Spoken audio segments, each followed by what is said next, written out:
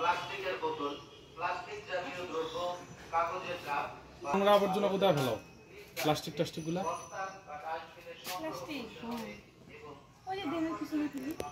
আর ফেলবে না, বুঝছো? এখন যা বাড়ি থেকে বাজার থেকে খরচ টরচ, আমাদের তো প্লাস্টিকটা কম নেওয়ার চেষ্টা করবো।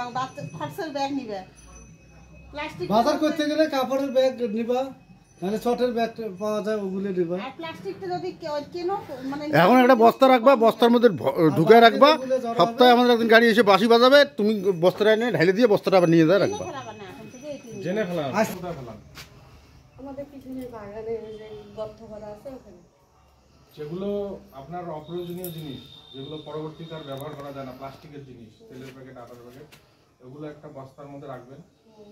সপ্তাহে একদিন গাড়ি আসবে, এসে বাঁশি বাজাবে, ওই গাড়ির মধ্যে তুলে নিতে হবে, যেখানে সেখানে ফেলানো যাবে। ঠিক আছে? পোড়ানো যাবে না, প্লাস্টিক পোড়ানো যাবে না। আমরা প্লাস্টিকের ঠোঙা জীবাণুমুক্ত পরিবেশ সৃষ্টি করতে পারি। হ্যাঁ নিব তো, তোমরা কি করো?